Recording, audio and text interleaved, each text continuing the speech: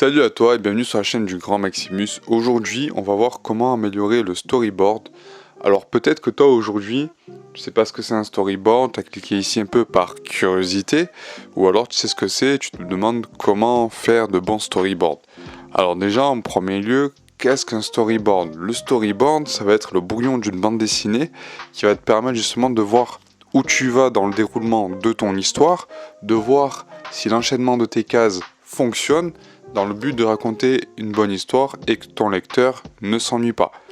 D'ailleurs, le storyboard, ça permet aussi de voir si le lecteur comprend tout à la première lecture.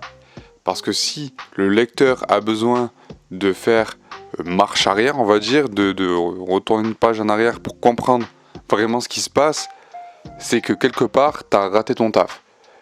D'ailleurs, si tu te rappelles bien, en général, les meilleurs BD que tu as lus ou les meilleurs mangas, ce sont les mangas que tu as lus d'une traite. Tu es arrivé du début jusqu'à la fin, tu t'es régalé, tu n'as pas vu le temps passer.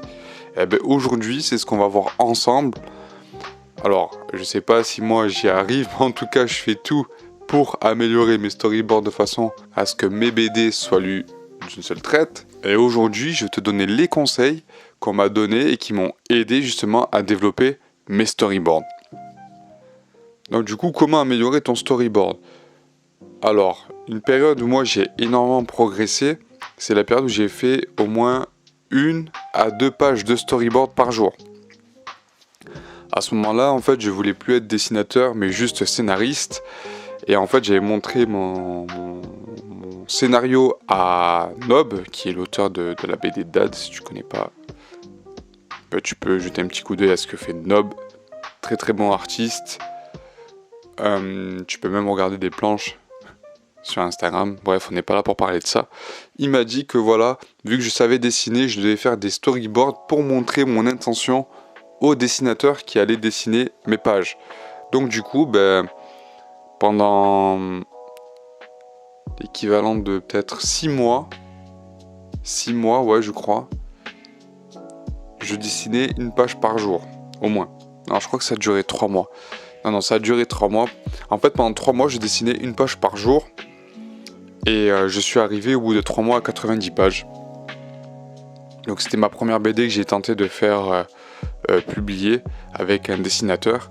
Bon, le projet n'a pas marché, mais l'énorme avantage que j'ai eu, c'est que ma BD, mon coup de crayon a énormément progressé.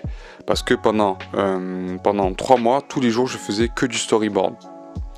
Et juste d'être focus sur cette partie-là, de faire que du storyboard, ça m'a permis de justement énormément progresser. Parce que mon cerveau n'était pas branché sur comment progresser en anatomie, en perspective, ce genre de choses. Mon cerveau était juste focus sur le fait de raconter une bonne histoire. Donc pendant tous les jours, j'ai fait du storyboard. Pendant 3 mois, ça m'a aidé. Après, il y a eu la période où justement, après avoir fait mes 90 pages, je revenais sur mon storyboard pour voir comment je pouvais améliorer certains passages de mon histoire. Mais en général, pour moi, le bon storyboard, c'est le storyboard que tu dessines d'une traite. Si tu n'as pas besoin de réfléchir et que tu arrives naturellement à poser tes bulles, ton cadrage, tes personnages, ta perspective, en général, c'est que le storyboard est bon. Si tu es là, tu galères, en général, c'est qu'il y a un truc.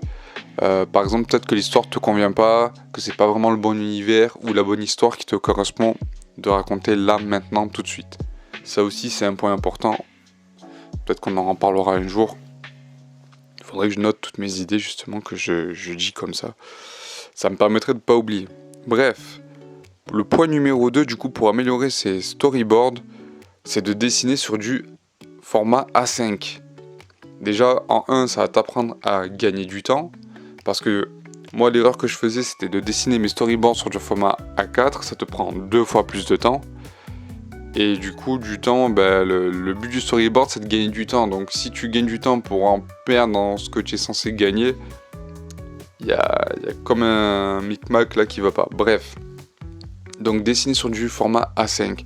Et c'est vrai que c'est pas évident de dessiner sur du format A5. C'est une habitude à prendre. Moi, j'avais énormément de mal pendant beaucoup de temps. Maintenant, j'arrive à peu près à m'en sortir bien. Je suis plutôt satisfait. Moi, le défaut que j'ai encore, c'est de faire mes textes de façon à ce que ce soit propre. D'ailleurs, c'est mon objectif pour le prochain chapitre de ma BD que je dessine, c'est de faire un storyboard 100% clean, qui soit facile à lire pour les gens qui aient envie de le lire. Voilà. Donc dessiner sur du format A5, donc ça va t'apprendre aussi à gérer l'espace de tes cases, parce que tu vas apprendre à composer sur des espaces qui sont beaucoup plus petits. Et en plus, tu verras, tu vas gagner beaucoup de temps. Donc en général, si tu arrives à faire 2 pages par jour, moi, mon rythme, c'est 2 pages de storyboard en 1 heure. Après, peut-être qu'il y a des pros qui arrivent à faire ça beaucoup plus vite, mais moi déjà, je trouve que c'est pas mal. Et ensuite, un dernier conseil qu'on m'avait donné, ça c'était un auteur de BD qui m'avait appris ça, c'était un auteur de BD qui a publié chez Glénat. C'était un conseil de Ismaël Méziane, l'auteur de Nas Poids Plume, une petite BD qui a pas trop bien marché. Et c'est vraiment dommage parce que c'était vraiment excellent. Et le conseil qu'on m'avait donné, c'était justement de dessiner mes boards à l'encre. Qu'est-ce que ça va t'apporter de dessiner tes boards à l'encre ? Mais en fait, déjà, ça va t'apprendre à avoir confiance en toi et en ton dessin, en fait. Tu vois, à jeter directement la première idée et de pas avoir peur de te rater. Alors oui, au début, tu auras peur de te rater, mais en fait, petit à petit, tu vas devenir de plus en plus à l'aise et à te faire confiance. Donc moi, à un moment, je faisais mes boards complètement à l'encre. Bon, même si maintenant j'ai arrêté de faire ça, mais pendant une petite période, ça peut être pas mal justement de dessiner tes boards directement à l'encre, avec des stylos. Moi, je sais que ça m'avait beaucoup apporté. Bon, il y a des auteurs qui sont pas forcément d'accord avec ça. Il y avait un auteur, je sais plus c'était qui m'avait dit mais pourquoi tu fais ça ? Et lui, il m'avait dit que ça l'avait beaucoup aidé de faire ça pendant 30 jours. Moi, j'ai fait ça pendant 30 jours aussi. Ça m'a énormément apporté. Plus à l'aise. Et même... Alors, c'est un peu étrange, mais même quand tu te rates, en fait, dans tes plans, qu'au début, c'est pas bon, mais tu arrives à trouver des moyens de faire des corrections, tu vois, pour que finalement, ça passe bien, tu vois. Donc voilà, moi, c'était... mes petites astuces pour améliorer le storyboard. Je te dis à la prochaine. À plus, bye.